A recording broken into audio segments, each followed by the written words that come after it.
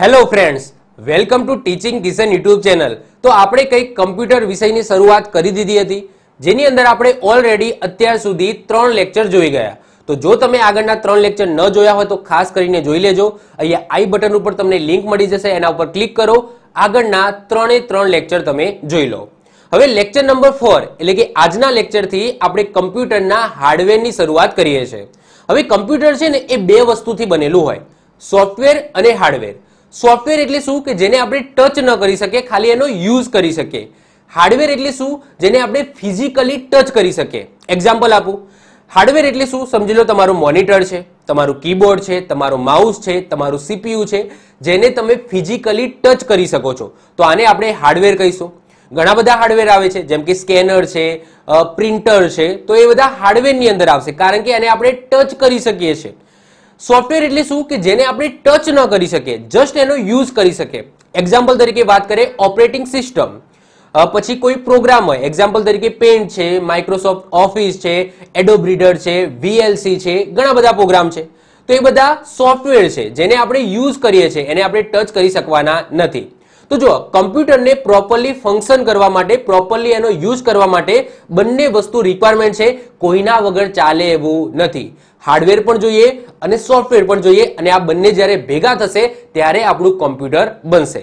તો આજના લેક્ચરથી આપણે હાર્ડવેર પહેલા ભણીશું અને એના પછી સોફ્ટવેર ભણીશું।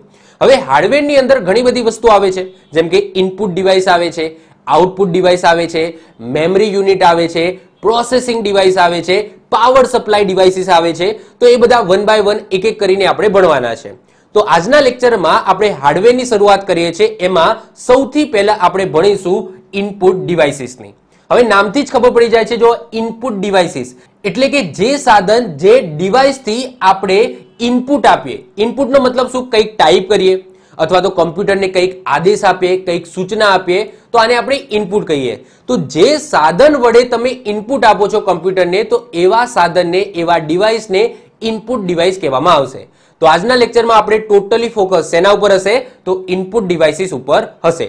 તો શરૂઆત કરીએ છીએ આજનું સરસ મજાનું ચેપ્ટર ઇનપુટ ડિવાઇસીસ। ઓકે, તો સૌથી પહેલા મેં જે તમને જણાવ્યું કે ભાઈ કમ્પ્યુટર છે એ શેનાથી બનેલું છે, તો હાર્ડવેર અને સોફ્ટવેરથી બનેલું છે। બંને જોઈએ અને જોઈએ, એકય વગેરે ચાલે એવું નથી। ઓકે, બંને રિક્વાયરમેન્ટ છે, હાર્ડવેર પણ રિક્વાયરમેન્ટ છે અને સોફ્ટવેર પણ રિક્વાયરમેન્ટ છે। હવે હાર્ડવેરની વાત કરીએ તો હાર્ડવેરની અંદર શું શું આવે છે, તો ઇનપુટ ડિવાઇસીસ આવે છે, આઉટપુટ ડિવાઇસીસ આવે છે, મેમરી આવે છે જેની અંદર રેમ, રોમ, હાર્ડ ડિસ્ક, CD, DVD એ બધી વસ્તુ ભણીશું। પછી પ્રોસેસિંગ વિભાગ આવે છે, પ્રોસેસિંગ ડિવાઇસ આવે છે જેની અંદર માઇક્રો પ્રોસેસરની વાત કરીશું, અને પાવર સપ્લાય વિભાગ આવે છે। સોફ્ટવેરની અંદર પણ ઘણા બધા સોફ્ટવેર આવે છે, ઘણા બધા ટાઈપના સોફ્ટવેર આવે છે, પરંતુ અત્યારે આપણે એની વાત કરવી નથી, કારણ કે અત્યારે આપણે હાર્ડવેર ભણીએ છીએ। જેમાં આજના લેક્ચરમાં આપણે શેની વાત કરીશું, તો ઇનપુટ ડિવાઇસીસની વાત કરીશું। આના પછીનો લેક્ચર આવશે જેની અંદર આપણે આઉટપુટ ડિવાઇસ, પછી મેમરી, પછી પ્રોસેસિંગ વિભાગ, power supply one by one એક એક કરીને આપણે ભણીશું। તો આજના લેક્ચરમાં ટોટલી ફોકસ આપણે ઇનપુટ ડિવાઇસીસ ઉપર રહેવાનું છે। બીજી વસ્તુ કે આપણું કમ્પ્યુટર કઈ રીતના વર્ક કરે છે એ થોડું પહેલા સમજી લઈએ, એના પછી આપણે ઇનપુટ ડિવાઇસીસ ઉપર જઈએ। જો હવે જુઓ કે આટલા બધા વિભાગ હોય છે કમ્પ્યુટરની અંદર। સૌથી પહેલા વાત કરીએ પ્રોસેસર। તો પ્રોસેસર એની અંદર બે વસ્તુ હોય, કંટ્રોલ યુનિટ અને એરિથમેટિક લોજિક યુનિટ હોય। કંટ્રોલ યુનિટ નામથી જ ખબર પડી જાય છે કે ભાઈ આ બધી વસ્તુ જે કમ્પ્યુટરની અંદર સીપીયુ હશે, આ સીપીયુ ની અંદર જે પણ વસ્તુ હશે એનું કંટ્રોલિંગનું કામ કરશે। એરિથમેટિક લોજિક યુનિટનું કામ શું છે, ગણતરી કરવી। તો ગણતરી માટે સ્પેશિયલ એક યુનિટ આપવામાં આવ્યું છે, એરિથમેટિક લોજિક યુનિટ, જે મેમરી સાથે કનેક્ટેડ હશે। તો મેમરીમાંથી પ્રોસેસર અને પ્રોસેસરમાંથી મેમરીમાં ડેટા છે એનો આપલે થવાનો છે। એના પછી મેમરી છે એ ઇનપુટ ડિવાઇસ અને આઉટપુટ ડિવાઇસ સાથે કનેક્ટેડ હશે। હવે જો એક્ઝામ્પલ તરીકે આપણે સમજીએ, ઇનપુટ ડિવાઇસમાં આપણે ઉદાહરણ લઈએ કીબોર્ડનું। ઓકે, કીબોર્ડનું આપણે ઉદાહરણ લઈએ। કીબોર્ડ દ્વારા માની લો કે આપણે નોટપેડ ઓપન કર્યું। ઓકે, નોટપેડ ઓપન કર્યું। હવે જે નોટપેડ ઓપન કર્યું એ ઓપન ક્યાં થશે, તો યાદ રાખજો રેમની અંદર થશે। અને રેમ શું છે, વન ટાઈપ ઓફ મેમરી છે, પ્રાઇમરી મેમરી છે, વન ટાઈપ ઓફ મેમરી છે, પ્રાઇમરી મેમરી છે, જે આગળ આપણે ડીપમાં ભણીશું। તો જે પણ એક્ટિવ પ્રોગ્રામ હોય, એટલે કે જે પણ પ્રોગ્રામ આપણે રન કરીએ છીએ, તો એ ક્યાં રન થાય છે, રેમની અંદર રન થાય છે। જો એને ઓપન ન કરીએ ત્યાં સુધી એ હાર્ડ ડિસ્કની અંદર પડેલો હોય, પરંતુ જ્યારે કોઈ પણ પ્રોગ્રામ આપણે ઓપન કરીએ છીએ તો એ ઓપન ક્યાં થાય, તો રેમની અંદર ઓપન થાય છે। તો માની લો આપણે શું ઓપન કર્યું, તો નોટપેડ ઓપન કર્યું. શું કર્યું? નોટપેડ છે એ આપણે ઓપન કર્યું. તો નોટપેડ ક્યાં ઓપન થયું? તો રેમ ની અંદર ઓપન થયું. હવે એની અંદર મારા જોડે જે કીબોર્ડ છે એનાથી મેં શું કર્યું? ટાઈપ કર્યું. શું કર્યું? ટાઈપ કર્યું. તો ઓબ્વિયસલી એ ક્યાં ટાઈપ થયું હશે? તો રેમ ની અંદર જે નોટપેડ પ્રોગ્રામ ઓપન છે તો ત્યાં ટાઈપ થયું હશે. અને આપણને ક્યાં દેખાશે?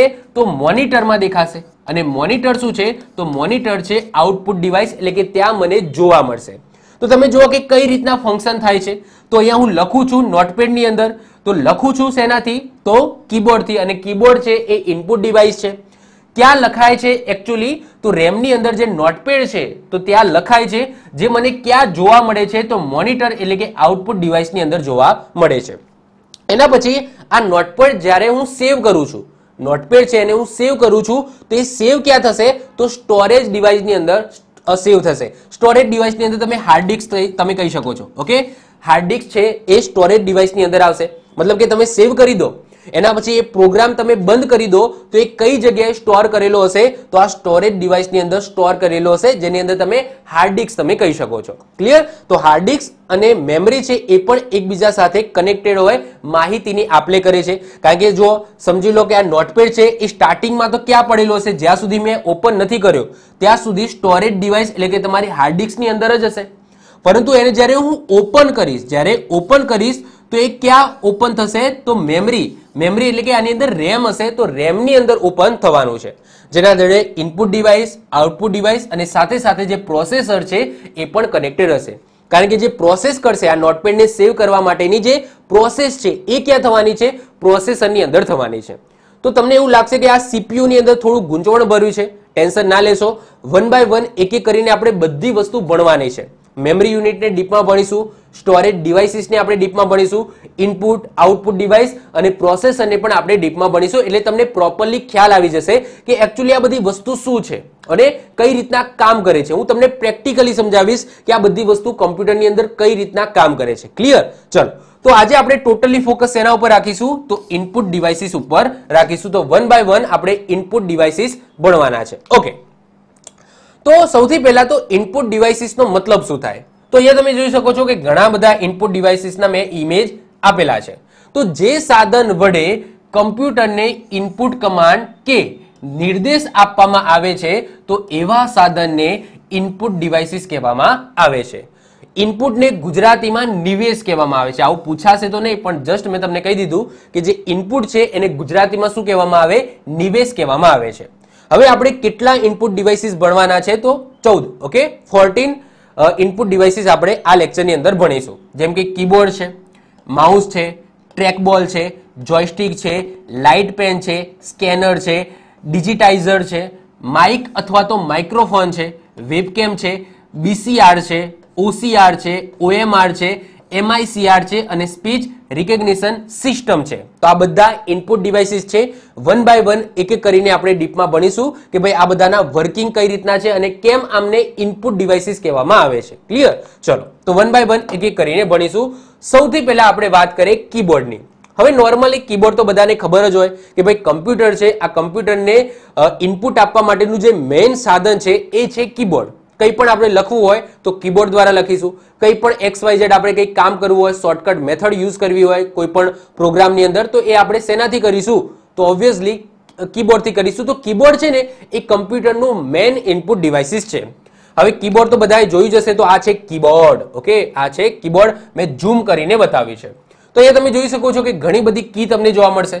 આલ્ફાબેટિકલ કી તમને જોવા મળશે, ન્યુમેરિકલ કી જોવા મળશે, ફંક્શન કી તમને જોવા મળશે, પછી કંટ્રોલિંગ કી તમને જોવા મળશે, એના પછી તમે સ્પેશિયલ પર્પસ કી છે એ પણ તમને જોવા મળશે. તો વન બાય વન એક એક કીને આપણે સમજીએ. ક્લિયર? કારણ કે એક્ઝામની અંદર પૂછાય છે કે ભાઈ નીચેનામાંથી કેટલી ફંક્શન કી હોય છે, નીચેનામાંથી કઈ કંટ્રોલ કી છે, એટલે કે સ્પેશિયલ પર્પસ કી છે.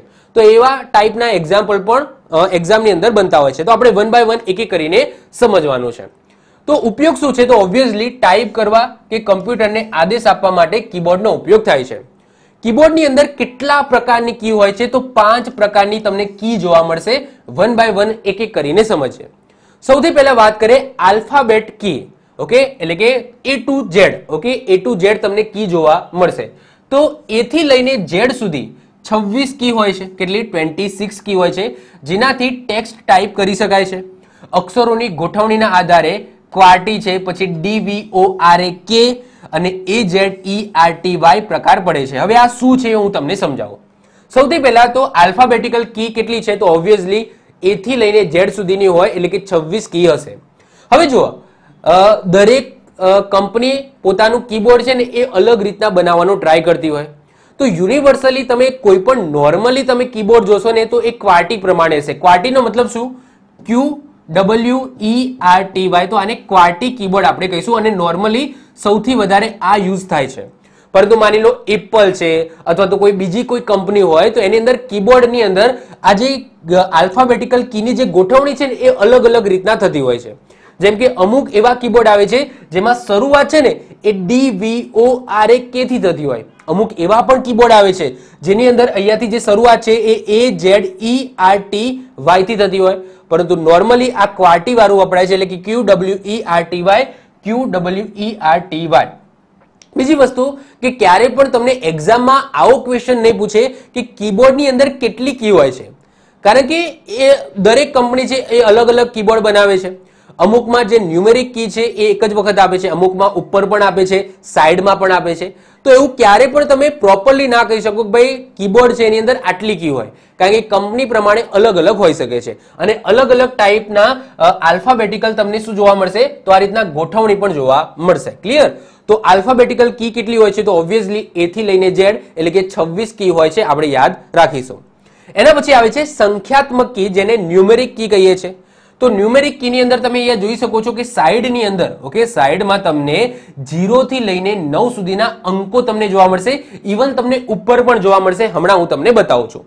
તો 0 થી લઈને 9 સુધીના અંકો સાથે સાથે સરવાળો, બાદબાકી, ગુણાકાર અને ભાગાકારની કી પણ તમને જોવા મળશે. જો ક્યાં છે તો અહીંયા તમને દેખાય છે, તો આ છે 0. ઓકે, તો 0 1 2 3 4 5 6 7 8 અને 9 સુધીની કી છે.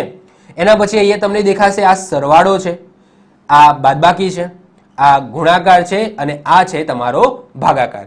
અહીંયા નમ લોક છે, એનો ઉપયોગ શું થાય એ આગળ હું તમને જણાવું છું. સાથે સાથે એક બીજી એક્સ્ટ્રા એન્ટર કી તમને અહીંયા જોવા મળશે. તો કીબોર્ડની અંદર જોઈએ ને તો કીબોર્ડમાં તમને ક્યાં જોવા મળશે, તો જો કીબોર્ડમાં બે જગ્યાએ તમને ન્યુમેરિક કી જોવા મળશે. એક તો તમને અહીંયા જોવા મળશે કે 0 1 2 3 4 5 6 7 8 અને 9, એક તો તમને અહીંયા જોવા મળશે. એના સિવાય તમને અહીંયા પણ જોવા મળશે 1 2 3 4 5 6 7 8 9 અને 0.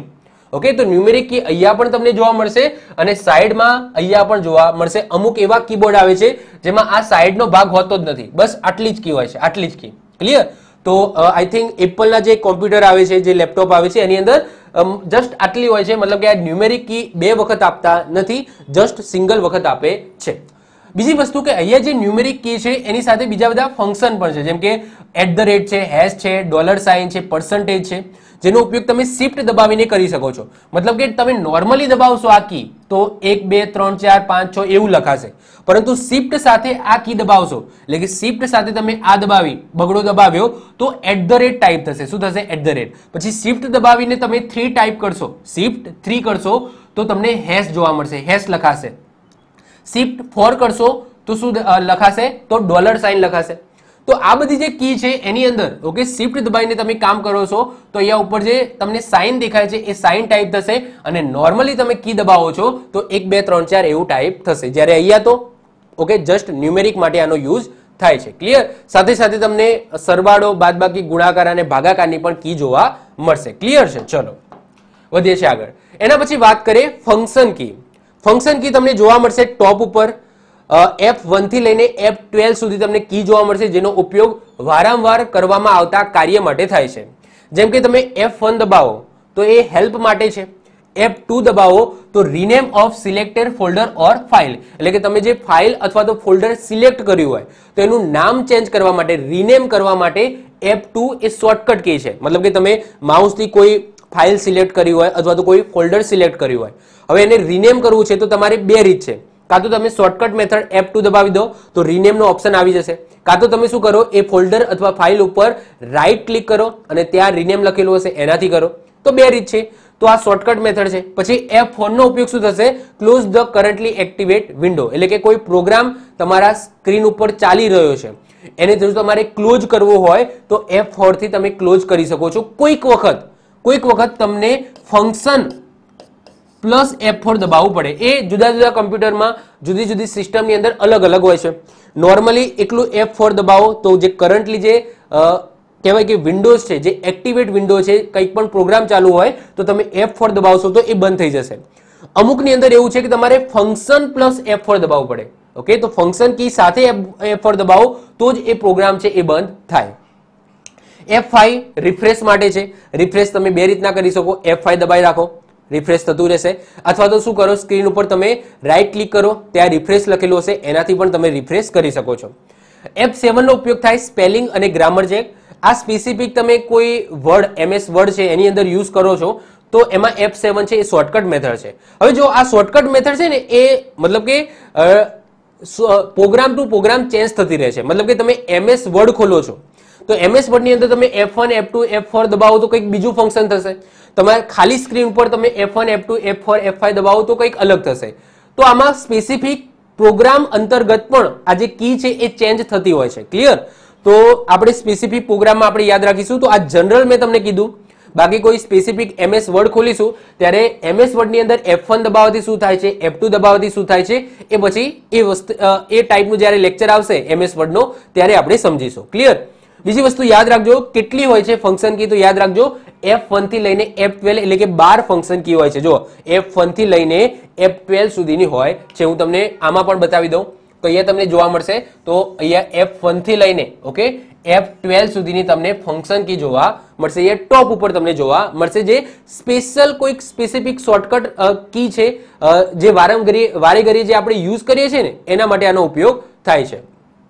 ઓકે, એના પછી વાત કરીએ કર્સર કંટ્રોલ કી. ઓકે, કર્સર કંટ્રોલ કી ની વાત કરીએ. કર્સર નો મતલબ શું થાય કે જે પોપઅપ હોય, મતલબ કે સમજી લો કે અહીંયા મારે કંઈક ટાઈપ કરવું હોય તો અહીંયા પેલું આવી જશે ને, માઉસ છે એનો અહીંયા ક્લિક કરું તો અહીંયા જે પોપઅપ થતું રહે એને શું કહેવામાં આવે? કર્સર કહેવામાં આવે. શું કહેવામાં આવે? કર્સર કહેવામાં આવે છે. ઓકે, જેમ કે અહીંયા હું અહીંયા તો નહીં થાય કારણ કે ડિજિટલ બોર્ડ ચાલુ છે. ઓકે, તો સમજીએ કે ભાઈ કર્સર કંટ્રોલ કી કઈ છે. તો આ કીનો ઉપયોગ કર્સર છે એ કર્સરને ગમે ત્યાં લઈ જવા માટે આનો ઉપયોગ થાય છે. કર્સર છે એને ગમે ત્યાં લઈ જવા માટે થાય છે.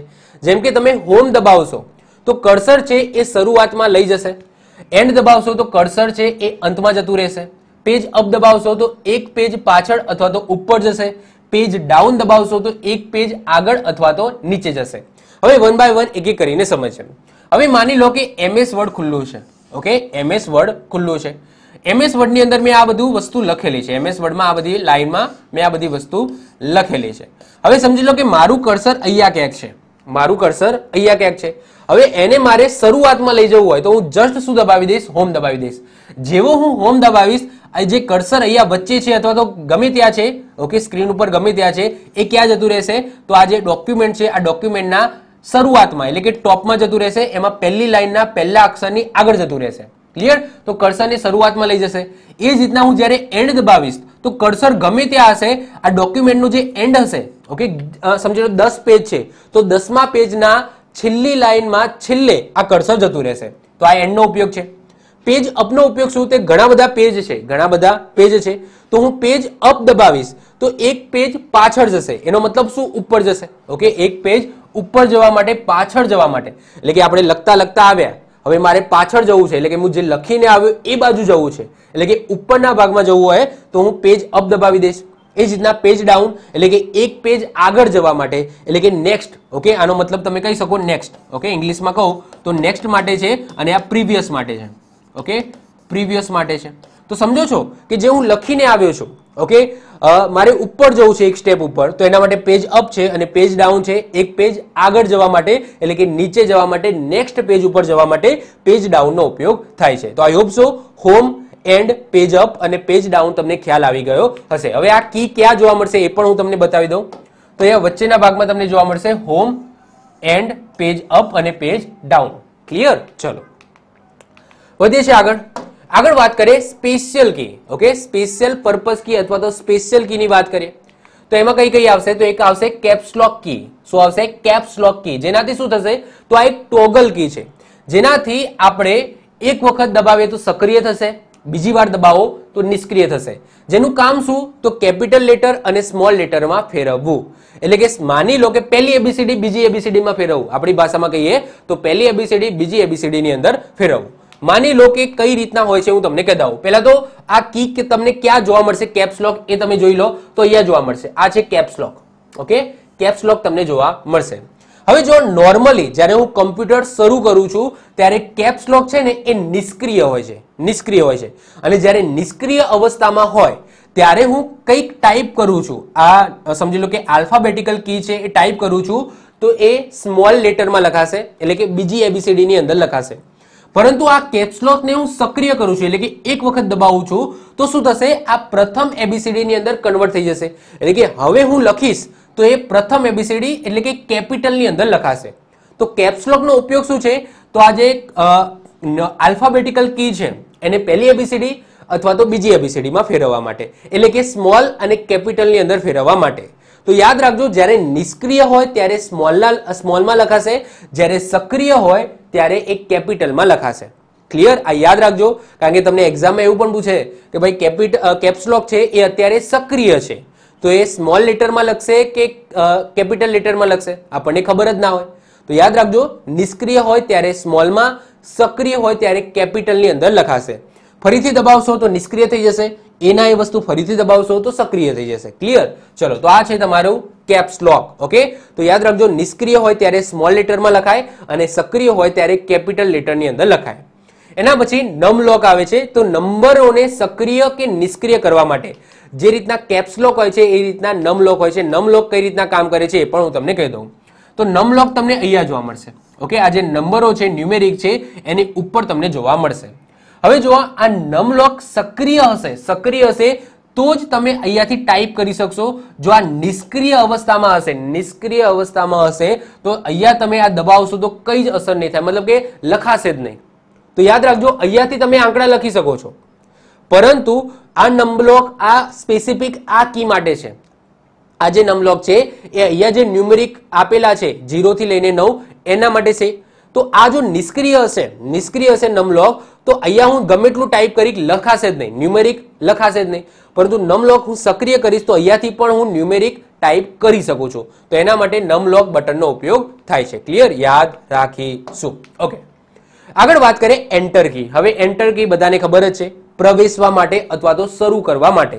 ઓકે, કોઈ પણ ફોલ્ડર છે એને મારે ઓપન કરવું હોય તો જસ્ટ એને સિલેક્ટ કરીને હું એન્ટર આપીશ તો એ ફોલ્ડર ખુલી જશે. અથવા તો કોઈ પ્રોગ્રામ છે એને મારે રન કરવો હોય તો એને હું સિલેક્ટ કરીને એન્ટર આપીશ તો એ શરૂ થઈ જશે, એટલે કે ચાલુ થઈ જશે. ક્લિયર? તો એન્ટર કીનો ઉપયોગ છે પ્રવેશવા અથવા તો શરૂ કરવા માટે. એસ્કેપ, ઓકે, ESC એટલે કે એસ્કેપ બટન. તો એસ્કેપ કીનો ઉપયોગ થાય છે અટકાવવા અથવા તો બહાર નીકળવા, અથવા તો આ યાદ રાખજો કીબોર્ડની પ્રથમ કી છે. એસ્કેપ તમને ક્યાં જોવા મળશે હું તમને પહેલા બતાવી દઉં. તો એસ્કેપ તમને અહીંયા જોવા મળશે. આ છે એસ્કેપ બટન, જે કીબોર્ડનું પ્રથમ બટન છે. એક્ઝામની અંદર પૂછાય કે કીબોર્ડની અંદર સૌથી પહેલું બટન કયું છે? તો એસ્કેપ બટન છે. એનું કામ શું છે? તો એન્ટરથી ઉલટું છે. એક્ઝામ્પલ તરીકે વાત કરીએ કે અત્યારે મારી પીપીટી રન છે. ઓકે, અત્યારે હું પીપીટી ચલાવું છું. હવે હું જો એસ્કેપ બટન દબાવી દઈશ તો આ જે પ્રેઝન્ટેશન છે એ બંધ થઈ જશે, મતલબ કે હું બહાર નીકળી જઈશ. ઓકે, તો આનો ઉપયોગ, એસ્કેપનો ઉપયોગ શું થાય? બંધ કરવા માટે. એટલે કે અત્યારે કોઈ પ્રોગ્રામ ચાલુ છે અને મારે બંધ કરવો હોય તો એસ્કેપ દબાવીશ તો એના બહાર નીકળી જઈશ, અથવા તો એક સ્ટેપ પાછળ જતો રહીશ. અથવા તો ઇવન અત્યારની પોઝિશનની વાત કરું કે અત્યારે હું પીપીટી ચલાવું છું, હવે જો હું એસ્કેપ દબાવીશ ને તો પ્રેઝન્ટેશનમાંથી બહાર નીકળી જઈશ. F5 દબાવું છું તો શું થાય? પ્રેઝન્ટેશન શરૂ થાય છે, પરંતુ એસ્કેપ બટનથી પ્રેઝન્ટેશન મારું બંધ થઈ જાય છે. ક્લિયર? તો એસ્કેપનો ઉપયોગ શું થશે? તો અટકાવવા માટે, બહાર નીકળવા. અને યાદ રાખજો આ કીબોર્ડની પ્રથમ કી છે. એના પછી વાત કરીએ સ્પેસ બાર કી. તો જગ્યા છોડવા માટે સ્પેસ બાર કીનો ઉપયોગ થાય છે. અને યાદ રાખજો, સ્પેસ બાર કી એ કીબોર્ડની સૌથી મોટી કી છે. ક્યાં છે? બતાવો ભાઈ સાહેબ. તો આ રહી. ઓકે, તો આ છે સ્પેસ બાર કી. આ છે સ્પેસ બાર કી, જેનો ઉપયોગ થાય છે નોર્મલી જગ્યા છોડવા માટે. ઓકે, જગ્યા છોડવા માટે આનો ઉપયોગ થાય છે. અને આ કીબોર્ડની સૌથી મોટી કી છે, તમે જોઈ શકો. આના જેટલી મોટી કોઈ કી છે નહીં. ઓકે, કીબોર્ડની સૌથી મોટી કી એટલે કે સ્પેસ બાર કી. ક્લિયર? એના પછી વાત કરીએ ટેબ. ટેબનો મતલબ થાય ટેબ્યુલેશન કી. ઓકે, ટેબ્યુલેશન કી તો એક સાથે 5 જગ્યા છોડવા માટે અથવા તો ફકરો પાડવા માટે શેનો ઉપયોગ થાય છે? તો ટેબ બટનનો ઉપયોગ થાય છે. ટેબ બટન બતાવો સાહેબ કઈ જગ્યાએ જોવા મળશે? તો ટેબ તમને અહીંયા જોવા મળશે. ટેબ તમને અહીંયા જોવા મળશે. તો ટેબ છે એ એક સાથે 5 જગ્યા છોડી દે છે, એટલે કે ફકરો પાડવા માટે ટેબનો ઉપયોગ થાય છે. ક્લિયર? તો એ પણ આપણે યાદ રાખીશું. એના પછી વાત કરીએ ડિલેટ કી. ડિલેટ કીનો ઉપયોગ શું થાય છે? તો જમણી બાજુનું લખાણ ભૂસવા માટે અથવા તો કોઈ પ્રોગ્રામ ચાલુ છે એને ડિલેટ કરવો છે.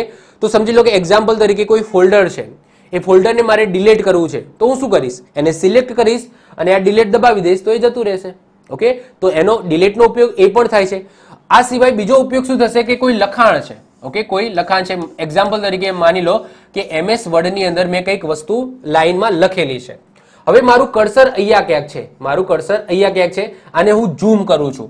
માની લો કે ત્યાં એક શબ્દ લખેલો છે કિશન, KISHAN, કિશન શબ્દ લખેલો છે અને ત્યાં મારું કર્સર માની લો કે અહીંયા છે, કર્સર માની લો અહીંયા છે.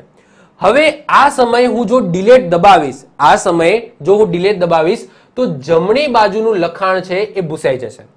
જમણી બાજુ એટલે કયું થશે? તો H વાળું.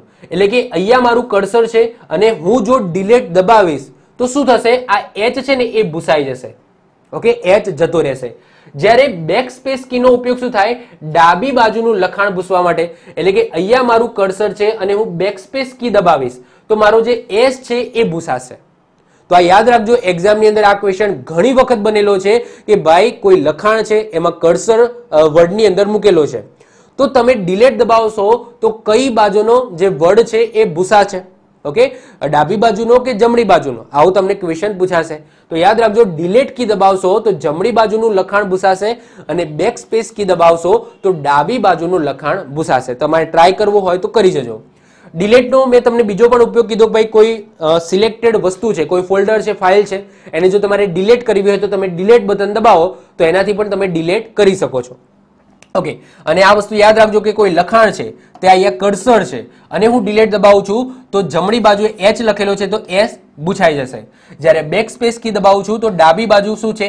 S છે, તો S મારો ભૂસાશે. ઓકે, યાદ રાખજો, ડિલેટ એટલે જમણી, બેક સ્પેસ એટલે ડાબી. ઓકે, તો આને કઈ રીતના તમે યાદ રાખી શકો છો? તો આ રીતના પણ યાદ રાખી શકો છો. સૌથી પહેલા ડિલેટ તમને ક્યાં જોવા મળશે? તો અહીંયા તમને ડિલેટ કી જોવા મળશે અને બેક સ્પેસ કી ક્યાં જોવા મળશે? તો બેક સ્પેસ કી તમને અહીંયા જોવા મળશે. ઓકે, હવે કઈ રીતના યાદ રાખીશું? તો યાદ આ રીતના રહેશે કે ડિલેટ છે ને એ કીબોર્ડની કઈ બાજુ છે? જમણી બાજુ છે. કીબોર્ડની જમણી બાજુ છે અને બેક સ્પેસ એ કીબોર્ડની ડાબી બાજુ છે. તો આ રીતના યાદ રહી જશે કે ભાઈ જે જમણી બાજુ હોય તો એ જમણી બાજુનું ભૂસે, જે ડાબી બાજુ હોય એ ડાબી બાજુનું ભૂસે. ક્લિયર? તો યાદ રાખજો, ડિલેટ છે એ જમણી બાજુનું ભૂસશે, બેક સ્પેસ છે એ ડાબી બાજુનું ભૂસશે. એના પછી આવે છે PRTSCR, જેનો મતલબ થાય છે પ્રિન્ટ સ્ક્રીન. પ્રિન્ટ સ્ક્રીન જેનો ઉપયોગ થાય છે સ્ક્રીનશોટ લેવા માટે. એટલે કે મારે મારા PC ની અંદર કઈ પણ વસ્તુ રન હોય અને મારે સ્ક્રીનનો સ્ક્રીનશોટ લેવો હોય, જેમ મોબાઈલમાં આપણે સ્ક્રીનશોટ લઈએ છીએ ને એ રીતના PC નો તમારે સ્ક્રીનશોટ લેવો હોય તો એના માટે એક શોર્ટકટ કી છે PRTSCR, જેનો મતલબ થાય છે પ્રિન્ટ સ્ક્રીન. ક્યાં જોવા મળશે? તો એ તમને અહીંયા જોવા મળશે. ઓકે, તો પ્રિન્ટ સ્ક્રીન તમે અહીંયા તમે જોઈ શકો છો, આ છે પ્રિન્ટ સ્ક્રીન. ઓકે, આવું લખેલું હશે, શોર્ટકટમાં આવું પણ લખેલું હોય છે PRTSCR, પ્રિન્ટ સ્ક્રીન. એના પછી આવે છે મોડિફિકેશન કી અથવા તો કોમ્બિનેશન કી. અને એવી કેટલી કી છે? 3 કી છે. કઈ કઈ? તો શિફ્ટ, કંટ્રોલ અને અલ્ટા. ઓકે, શિફ્ટ, કંટ્રોલ અને અલ્ટા, વેરી વેરી ઇમ્પોર્ટન્ટ. આનો કોઈ સ્પેસિફિક એક યુઝ નથી. ઓકે, શિફ્ટ, કંટ્રોલ, અલ્ટાનો સ્પેસિફિક એક યુઝ નથી, ઘણા બધા યુઝ છે. તો આ ત્રણેય કીને બીજા બટન સાથે આનો ઉપયોગમાં લેવામાં આવે છે.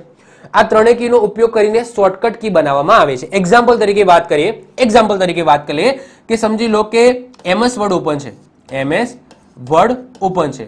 હવે મારે MS વર્ડની ફાઇલને સેવ કરવી છે તો હું મારા જોડે બે રસ્તા છે. કાં તો હું શું કરીશ? ફાઇલમાં જઈશ અને ત્યાં સેવ લખેલું હશે એ રીતના સેવ કરીશ, અથવા તો હું શોર્ટકટ કીનો ઉપયોગ કરીશ Ctrl+S. તો કંટ્રોલ સાથે હું S દબાવીશ તો મારી જે MS વર્ડની ફાઇલ છે એ સેવ થઈ જશે. ક્લિયર? એવા ઘણા બધા છે. પછી Ctrl A દબાવીશ તો શું થશે? તો મારું જેટલું પણ લખાણ છે એ સિલેક્ટ થઈ જશે, Ctrl A. એના પછી Ctrl C દબાવીશ તો જે પણ સિલેક્ટેડ વસ્તુ હશે એ કોપી થઈ જશે. Ctrl V દબાવીશ તો પેસ્ટ થઈ જશે. Ctrl X દબાવીશ તો કટ થઈ જશે. તો આ બધી જે કી છે, આ બધી જે કી છે એનો ઉપયોગ બીજી કી સાથે લેવામાં આવે છે, એટલા માટે આને મોડિફિકેશન કી અથવા તો કોમ્બિનેશન કી કહેવામાં આવે છે.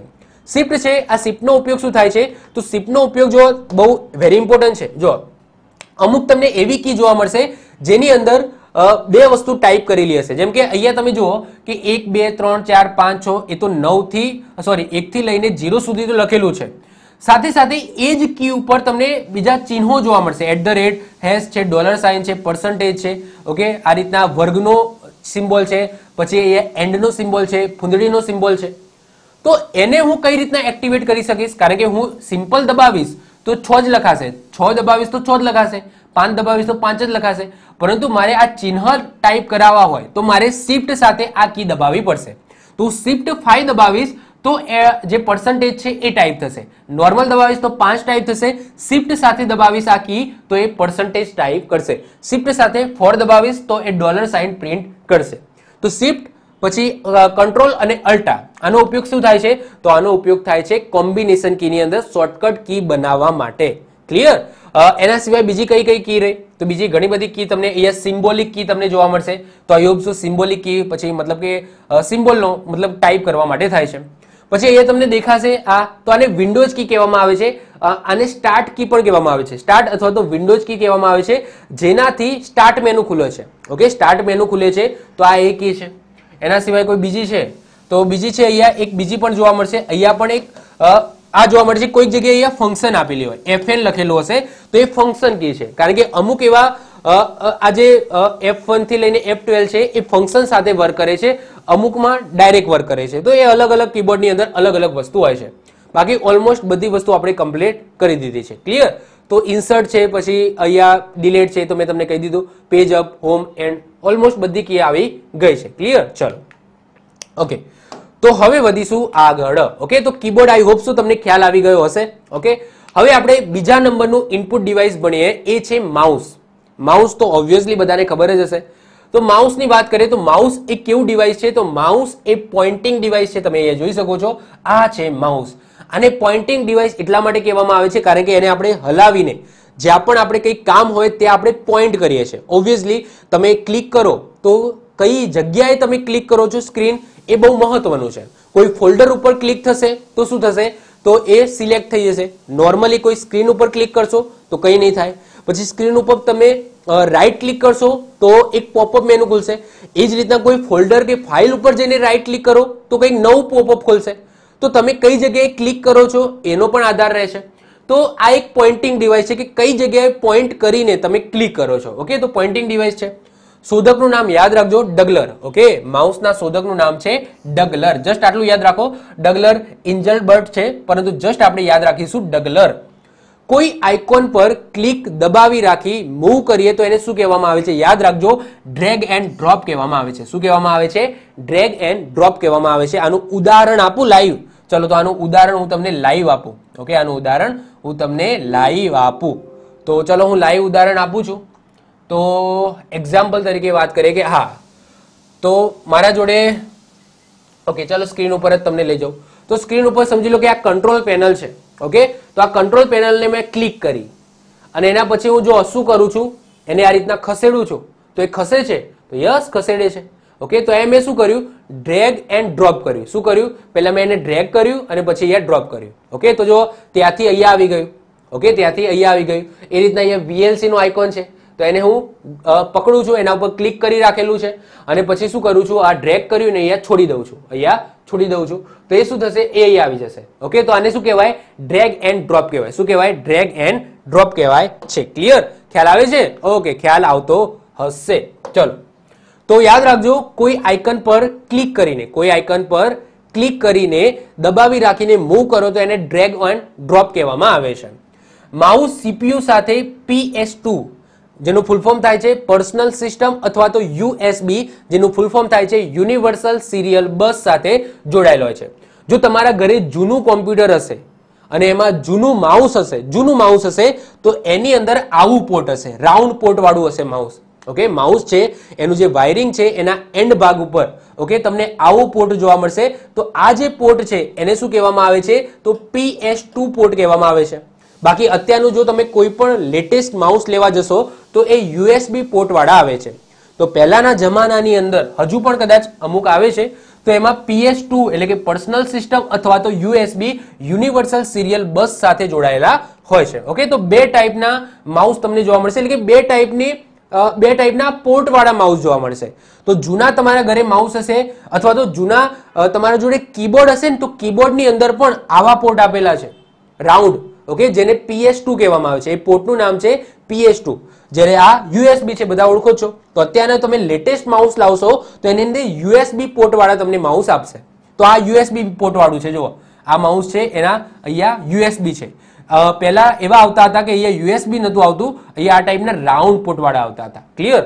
ચલો, માઉસની અંદર 3 બટન હોય છે, બધાને ખબર છે. આમ નોર્મલી 2 બટન હોય છે અને વચ્ચેનું જે હોય છે એને સ્ક્રોલિંગ બટન કહીએ છીએ. તો એક હોય છે LMB એટલે કે left mouse button. Left mouse બટનનો ઉપયોગ શું થાય? પ્રોગ્રામને સિલેક્ટ કરવા માટે, એટલે કે સિંગલ ક્લિક કરો તો એ સિલેક્ટ થશે અને ડબલ ક્લિક કરો તો એ ઓપન થઈ જશે. એક્ઝામ્પલ તરીકે કોઈ ફોલ્ડર છે, એ ફોલ્ડર ઉપર તમે સિંગલ ક્લિક કરશો તો એ ફોલ્ડર સિલેક્ટ થઈ જશે અને એ ફોલ્ડર ઉપર તમે ડબલ ક્લિક કરશો તો શું થશે? તો એ ઓપન થઈ જશે. હમણાં પ્રેક્ટિકલ કરીને બતાવું છું. પછી RMB નો મતલબ થાય રાઈટ માઉસ બટન. શું થશે? Right mouse button. ઓપ્શન અથવા તો પોપઅપ મેનુ ખોલવા માટે ઓકે રાઈટ માઉસ બટનનો ઉપયોગ થાય છે. એના પછી છે સ્ક્રોલ બટન. સ્ક્રોલ બટન ઉપર નીચે સ્ક્રોલ કરવા માટે, મતલબ કે વધારે પેજ હોય, કોઈ પણ ડોક્યુમેન્ટ ખોલ્યું હોય એની અંદર વધારે પેજ હોય તો એને ઉપર નીચે સ્ક્રોલ કરવા માટે આ સ્ક્રોલિંગ બટનનો ઉપયોગ થાય છે. ચલો આને પ્રેક્ટિકલ કરીને થોડું સમજી લઈએ કે ભાઈ કઈ રીતના થાય છે. નોર્મલી તો બધાને ખબર જ હશે, ઓકે, તો પણ ચલો પ્રેક્ટિકલ કરીને આપણે સમજીએ કે ભાઈ કઈ રીતના વર્ક કરે છે. એક્ઝામ્પલ તરીકે વાત કરીએ કે અહીંયા VLC છે. ઓકે, આ VLC છે. આ VLC ઉપર હું સિંગલ ક્લિક કરું છું તો જો એ સિલેક્ટ થઈ ગયું. યસ કે નો? આ સિંગલ ક્લિક કર્યું. હવે એના ઉપર હું ડબલ ક્લિક કરું છું તો શું થાય છે? તમે જુઓ કે આ પ્રોગ્રામ ઓપન થઈ ગયો. ક્લિયર? તો માઉસની અંદર પણ લેફ્ટ સાઈડની જે બટન છે એને સિંગલ ક્લિક કરશો તો એ સિલેક્ટ થશે, ડબલ ક્લિક કરશો તો એ શું થઈ જશે? ઓપન થઈ જશે. શું થઈ જશે? ઓપન થઈ જશે. હવે વાત કરીએ લેફ્ટ બટનની. હવે લેફ્ટ કઈ રીતના થાય છે એ જુઓ. ઓકે, તો હવે હા યસ, હવે જો તમે રાઈટ, તો હવે જો તમે રાઈટ પ્રેસ કરશો, ઓકે, અહીંયા મારી જોડે માઉસ નથી એટલે હું તમને ડિજિટલ બોર્ડની અંદર સમજાવું છું. હવે માઉસની અંદર રાઈટ ક્લિક કરશો તો એનાથી શું થશે? તો જે પણ સિલેક્ટેડ હશે, ઓકે, જે પણ હશે સિલેક્ટેડ તો એનું શું ખુલશે? તો એનું પોપઅપ ખુલી જશે. જો જેમ કે VLC ઉપર મેં રાઈટ ક્લિક કરી તો એનાથી શું થયું? તો એનાથી આ એને લગતું જે પણ પોપઅપ હશે એ ખુલી ગયું. હવે અહીંયા માની લો કે હું સ્ક્રીન ઉપર કરું છું, સ્ક્રીન ઉપર કરશો તો પેલું રિફ્રેશ વાળું જે નોર્મલી આવે છે એ ખુલશે, રિફ્રેશ વાળું. યસ કે નો? જ્યારે કોઈ પ્રોગ્રામ હશે કે એના ઉપર ખોલશો તો એને લગતું જે પણ હશે કટ, કોપી, પેસ્ટ તો એ બધું થશે. ક્લિયર? અને સ્ક્રોલિંગ એટલે શું? તો સ્ક્રોલિંગ એટલે આ વસ્તુ છે. જો આને સ્ક્રોલિંગ કહેવામાં આવે.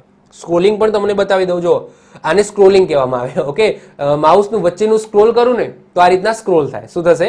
સ્ક્રોલ થશે. ક્લિયર? તો આઈ હોપ સો તમને આઈડિયા આવી ગયો હશે. ચલો હવે આપણે વધીએ છીએ આગળ નેક્સ્ટ. ઓકે, ઇનપુટ ડિવાઇસીસ ઉપર. ચલો નેક્સ્ટ આવે છે ત્રીજા નંબરનું, એ છે ટ્રેકબોલ. શું છે? ટ્રેકબોલ. તમે જોઈ શકો છો આ છે ટ્રેકબોલ. ક્યાંથી જોયું હોય? ઓકે, આવું તમને ક્યાંય જોવા ના મળે નોર્મલી. તો આ છે ટ્રેકબોલ. ટ્રેકબોલનો ઉપયોગ શું થાય છે? તો માઉસના જેવું જ હોય છે, પોઇન્ટિંગ ડિવાઇસ જ છે. માઉસ જેવું પોઇન્ટિંગ ડિવાઇસ છે જેનો ઉપયોગ રડાર, સોનાર કે લીડારની અંદર થાય છે. હવે રડાર તમને ક્યાં જોવા મળશે? તો કહેવાય છે કે મારા રડારમાં આવી ગયા. તો રડાર તમને ક્યાં જોવા મળશે? તો એરોપ્લેનની અંદર જોવા મળશે, વિમાનની અંદર તમને રડાર જોવા મળશે, એરક્રાફ્ટની અંદર તમને રડાર જોવા મળશે કે ભાઈ મારા રડારમાં આવી ગયું. ઓકે, તો રડારનો ફૂલ ફોર્મ શું થાય? Radio detection and ranging. Okay, radio detection and ranging થશે. એ જ રીતના પછી આવે છે સોનાર. સોનાર ક્યાં હોય? તો સોનાર હોય દરિયાની અંદર, મતલબ કે જે સબમરીન છે એ સબમરીનની અંદર સોનારનો ઉપયોગ થાય છે. તો સોનાર એટલે કે સાઉન્ડ નેવિગેશન એન્ડ રેન્જિંગ થશે. અને લીડારનું ફૂલ ફોર્મ થશે light detection and ranging. Okay, તો આની અંદર શેનો ઉપયોગ થાય છે? તો ટ્રેકબોલનો ઉપયોગ થાય છે. ટૂંકમાં વિમાનની અંદર, પછી સોનાર એટલે કે સબમરીનની અંદર અને લીડારની અંદર તમને આ ટાઈપના ડિવાઇસ જોવા મળશે જેને ટ્રેકબોલ કહેવામાં આવે છે. તો ટ્રેકબોલ યાદ રાખજો, one type of pointing device છે જેનાથી ઇનપુટ આપવામાં આવે છે. એટલા માટે ટ્રેકબોલ એ શેમાં આવશે? ઇનપુટ ડિવાઇસીસની અંદર આવશે. એના પછી ચોથા નંબરે વાત કરીએ જોયસ્ટિક. જોયસ્ટિક કેવી હોય? તો આવી હોય. ઓકે, આ છે જોયસ્ટિક.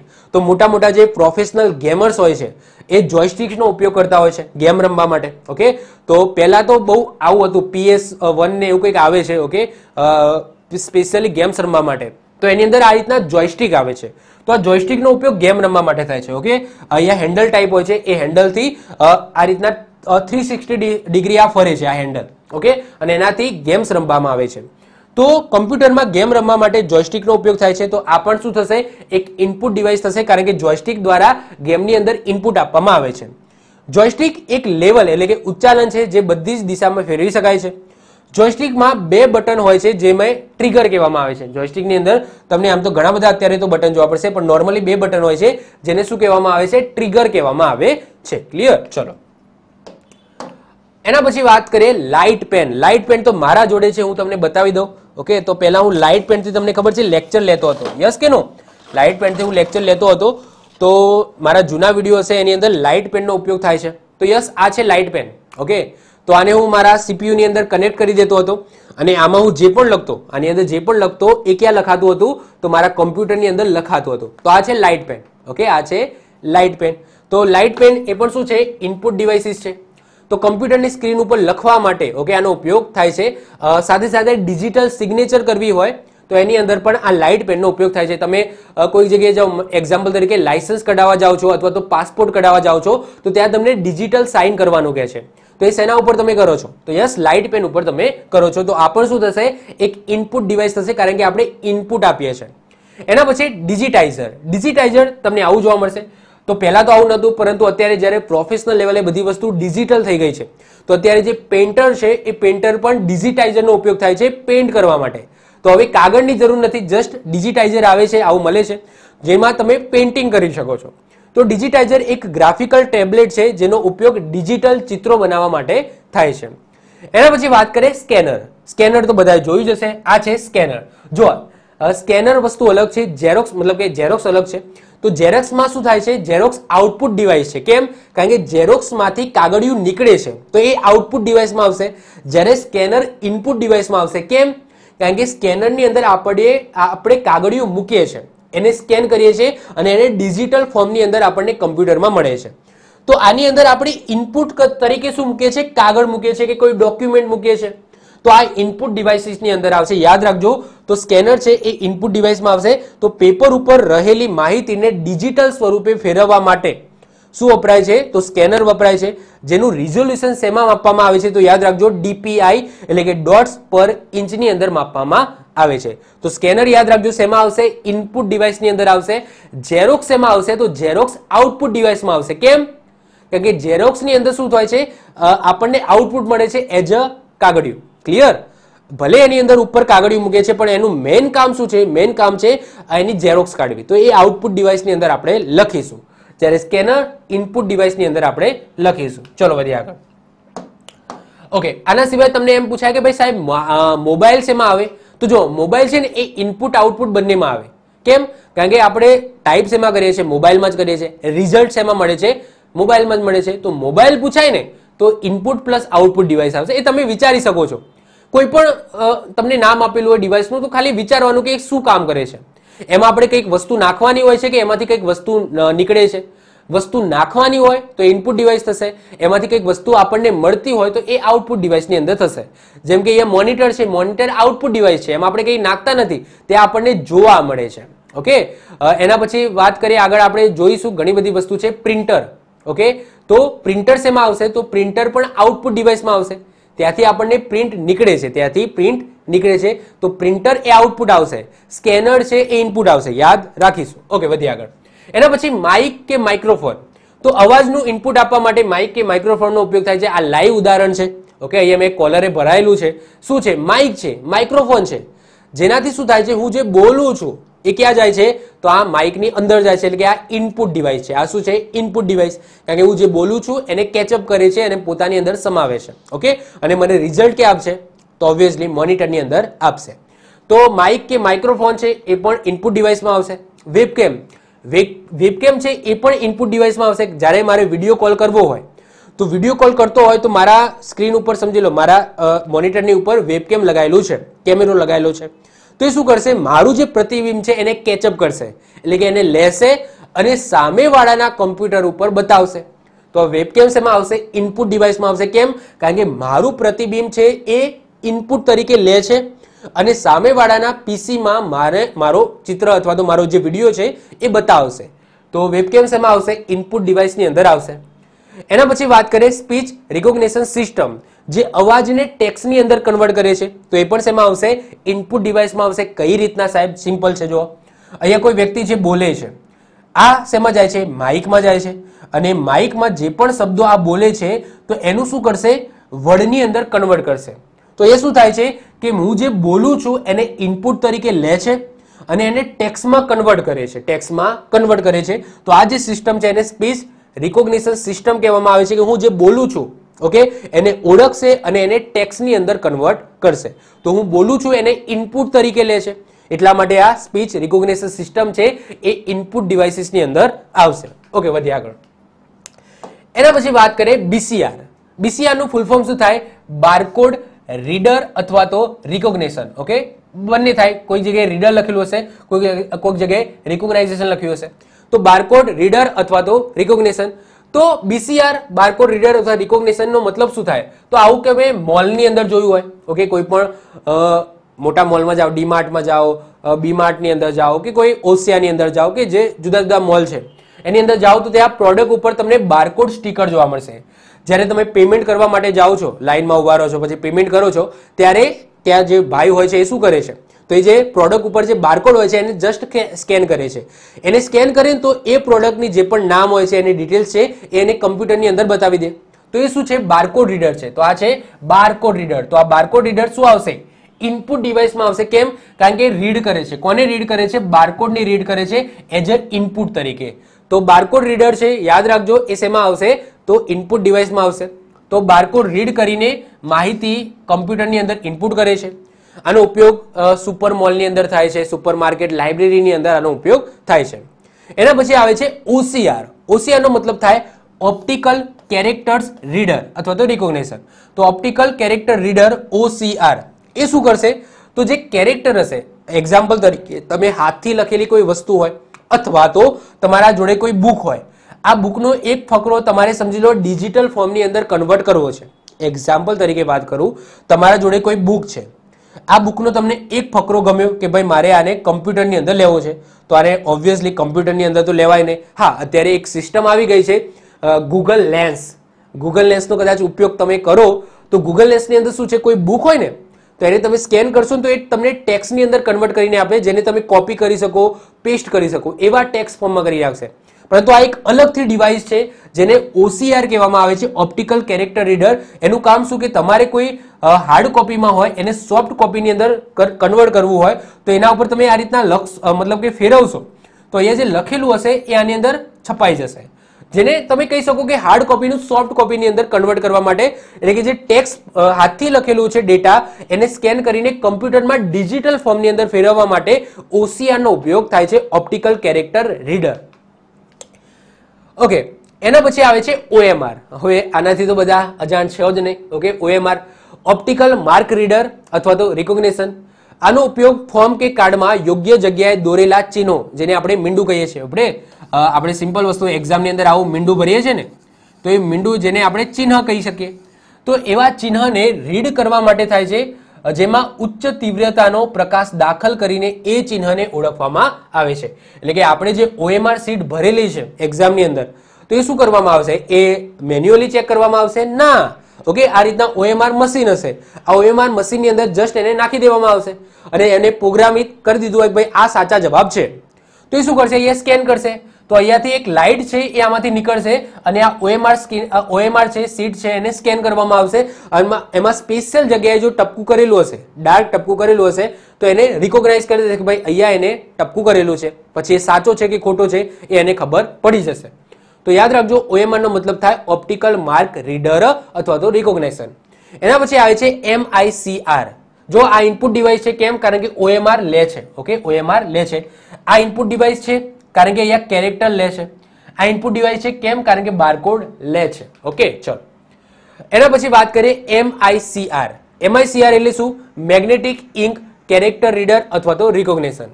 ખાસ પ્રકારનું ચુંબકીય સહીથી લખેલા લખાણને વાંચવા માટે આનો મોસ્ટ ઓફ ધ ઉપયોગ શેમાં થાય છે? બેંકની અંદર થાય છે. જો અહીંયા બેંકનો ચેક નાખેલો છે કે નહીં? ઓકે, બેંકનો ચેક નાખેલો છે કે નહીં? મતલબ કે કોઈ વ્યક્તિએ ફેક ચેક બનાવેલો હોય, એક્ઝામ્પલ તરીકે કોઈ વ્યક્તિએ ફેક ચેક બનાવેલો હોય તો એમાં સમજી લો કે એ જે બેંક છે એનો લોગો હોય, પછી જે રીતના નોટમાં જેમ પિન આવે છે, ઓકે, એક પિન, ધેટ્સ મીન્સ કે એમાં જે નીચે કેરેક્ટર લખેલા છે, તો એ બધું ઓળખવા માટે આ એક ટાઈપનો એક કહેવાય કે શું છે, એક મશીન છે જે શું કરશે, બેંકની અંદર જે ચેક આવે છે એને રિકોગ્નાઇઝ કરશે કે ભાઈ આ ઓરિજિનલ ચેક છે કે નહીં. તો MICR એટલે કે મેગ્નેટિક ઇન્ક કેરેક્ટર રીડર અથવા રિકોગ્નાઇઝેશન, તો એની અંદર ખાસ પ્રકારના ચુંબકીય સહીથી લખેલા લખાણને વાંચવા માટે બેંકમાં આનો ખાસ ઉપયોગ થાય છે. ચેકમાં લખેલા કોડને રીડ કરી કમ્પ્યુટરમાં ઇનપુટ કરે છે. ઇન્ક છે એ શેની બનેલી હોય છે? તો આયર્ન ઓક્સાઇડની બનેલી હોય છે. તમે ધ્યાનથી જોશો ને ચેક તો નીચે નંબર લખેલા હશે અને એ નંબર કોઈ પેનથી કે કોઈ ટાઈપ કરેલા નથી. ધ્યાનથી જોશો ને તો એ મેગ્નેટિક ચુંબકીય સહીથી લખેલા હોય છે. ધ્યાનથી તમે જોજો, તમારા ઘરે ચેક હોય, ચેકબુક, તો એમાં જે નીચે અક્ષર લખેલા હશે, જેમ કે જે ચેકનો નંબર લખેલો હશે, તો એને ધ્યાનથી તમે જોશો ને આમ પ્રકાશમાં, તો તમને મેગ્નેટિક, તમને ચમકતું હોય ને એવું લાગશે. તો એ ચુંબકીય સહીથી લખેલા હોય છે. તો આ રીતના મશીનની અંદર એ ઓળખાશે કે ભાઈ પ્રોપરલી છે કે નહીં, ઓરિજિનલ છે કે નહીં. તો MICR યાદ રાખજો, મેગ્નેટિક ઇન્ક કેરેક્ટર રીડર. આની અંદર ચેક ઇનપુટ કરવામાં આવે છે, એટલા માટે આ ઇનપુટ ડિવાઇસ તમારું થશે. ઓકે, તો આ સાથે આપણું ઇનપુટ ડિવાઇસ અહીંયા પૂરા થાય છે. હવે આપણે અગાઉની એક્ઝામમાં પૂછાઈ ગયેલા આ ટોપિકમાંથી ક્વેશ્ચનો કયા કયા છે એ જોઈ લઈએ. જેમ કે MICR નું ફૂલ ફોર્મ પૂછાયેલું છે મેગ્નેટિક ઇન્ક કેરેક્ટર રીડર અથવા રિકોગ્નિશન. OCR નું ફૂલ ફોર્મ થાય ઓપ્ટિકલ કેરેક્ટર રીડર અથવા રિકોગ્નિશન. આસ્કી યાદ રાખજો, આગળ મેં મતલબ કે આ ટોપિકમાં નથી આવ્યું, પરંતુ આસ્કી પણ એનું ફૂલ ફોર્મ પૂછાયેલું છે. આસ્કી આગળ આપણે જોવાનું છે, ઓકે, પરંતુ અહીંયા મૂકેલું છે. તો આસ્કીનું ફૂલ ફોર્મ છે American standard code for information interchange. Okay, American standard code for information interchange. સ્કેનરનું કાર્ય શું છે? તો પેપરનું જે લખાણ છે કે ઇમેજ છે એને ડિજિટલ સ્વરૂપે ફેરવવા માટે સ્કેનરનો ઉપયોગ થાય છે. માઉસના શોધકનું નામ યાદ રાખજો, ડગલર છે. પછી આઇકન ઉપર ક્લિક કરી, ઓકે, એને મૂવ કરીએ તો એને શું કહેવામાં આવે? ડ્રેગ એન્ડ ડ્રોપ કહેવામાં આવે. મેં પ્રેક્ટિકલી સમજાવ્યું. જમણી બાજુનું લખાણ ભૂસવું હોય તો કઈ કીનો ઉપયોગ થાય? તો યાદ રાખજો, ડિલીટ કીનો ઉપયોગ થાય. જ્યારે ડાબી બાજુનું લખાણ ભૂસવું હોય તો બેક સ્પેસ કીનો ઉપયોગ થાય છે. ક્લિયર? તો યાદ રાખીશું. તો આ સાથે આપણું સરસ મજાનું ચેપ્ટર ઇનપુટ ડિવાઇસ અહીંયા પૂરું થાય છે. નેક્સ્ટ લેક્ચરની અંદર આપણે આઉટપુટ ડિવાઇસની વાત કરીશું. જો તમને વિડીયો ગમ્યો હોય તો વિડીયોને લાઈક કરી દો, મિત્રો સાથે શેર કરી દો. જો તમે આ ચેનલ ઉપર નવા હો તો ચેનલને સબસ્ક્રાઇબ કરીને બાજુમાં રહેલું બેલ આઇકન દબાવી દો, જેથી કોઈ નવો વિડીયો અપલોડ કરું તેની નોટિફિકેશન તમને મળતી રહે અને તમારો કોઈ પણ વિડીયો મિસ ના થાય. તો મળીશું નેક્સ્ટ લેક્ચરમાં. બાય, ઓલ ધ બેસ્ટ, જય હિન્દ, જય ભારત.